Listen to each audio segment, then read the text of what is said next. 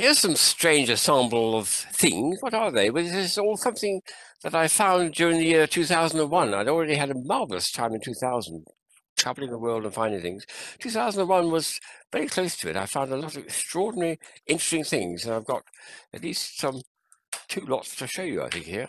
I'll start with the first one, which are these absolutely sweet little automata. They're made of rubber. Let me just show what they are. That's up to camera. This is extraordinary.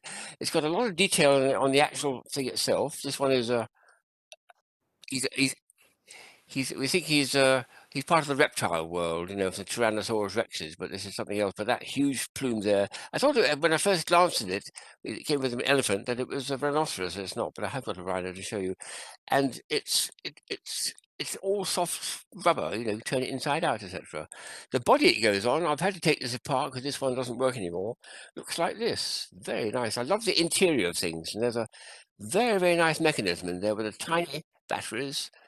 When you turned it on, the motor whizzed round and nothing else. They didn't work the legs. Why was that? Because there was a tiny, tiny broken spur gear, which I can't repair. So this one I've had to leave like that in two parts because it don't work anymore. However, I've got two that do work to show they're rather gentle, laboured movement that they do. So here we go. I've got an elephant here and I've got a rhinoceros here. And when you turn them on, they'll both, well, see if we can get them to march in time toward each other. There's a tiny switch at the bottom here which turns on and then he moves like that. Very slow, lumbering movement. And the elephant coming towards him, he's got to do a bit of work as well, with a bit of luck. I can find his switch. Where's his switch gone? Oh dear. Nelly, I can't open you up. Oh, there we are. Yep. Funny enough, he seems to almost walk backwards, the elephant, but there we are. Walk towards you as well. This one, I swear, is going backwards, this elephant. He's trying to walk backwards, extraordinary. Just the way the feet are going, I suppose. Or perhaps the motors, perhaps I put the batteries the wrong way around. Perhaps that's what it was. But it's got very, very nice detail. Look at that with the ears and everything. Let me show this up to camera. Let's get him up to camera. And there's his little legs going like that. Isn't that beautiful? So superb creatures, and they don't move very fast. They're not exactly having a marathon, a race, just lumbering like that. But they move. That's the thing about them. And the interior of them is this superb bit of electromechanical engineering that's gone inside the pieces themselves.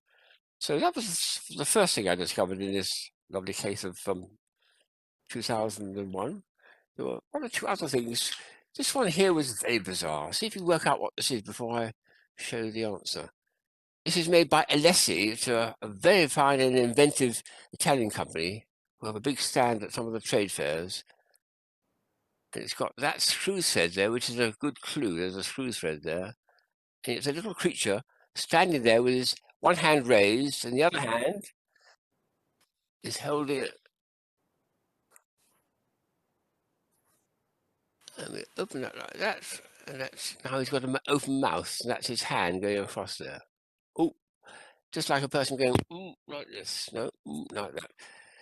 So what do we do with that? Well, the answer is it's for toothpaste tubes. This is my nearly finished tube of toothpaste. I'll take the top off, and we have to wind it in like that. It's just a cover for the toothpaste. That's all it is. And when you're ready to use it, I've never actually used this, so for the first time, I'm going to put a bit of toothpaste tube out from it and see if it works. Right, here we go. Ooh, yeah. Can I draw it back again? Yeah, so when you pinch it the other way, it draws back again and it come forward. Ooh, yeah. He works. Great, so that's a good one, that. And the last item to show is a Christmas card idea, which I sent out a few years ago. It's got a wonderful surprise to it. It's an envelope which included that, but you had to leave it in the top like that, partly open. That was how you started, and you invited people very, very carefully to open this extremely slowly and try and work out what they're looking at. It's a nice picture of a snowman. This is very typical for Christmas, isn't it? Keep going upwards. Are you still looking at a snowman? Yes. No surprises so far. Coming into view now is a broom handle that he's holding. That's a nice idea, to hold a broom handle. I've never seen that one but he's got a carrot and everything else. But now we come right up, and oh, suddenly you realise it's the artist who's had a body artist working on the back of his head, creating. So it's a very, very nice piece of artwork. And I'll see if I can get this a nice sharp picture because it's really well drawn. Look at the tiny Christmas tree on the top of his hat too, which is lovely, isn't it?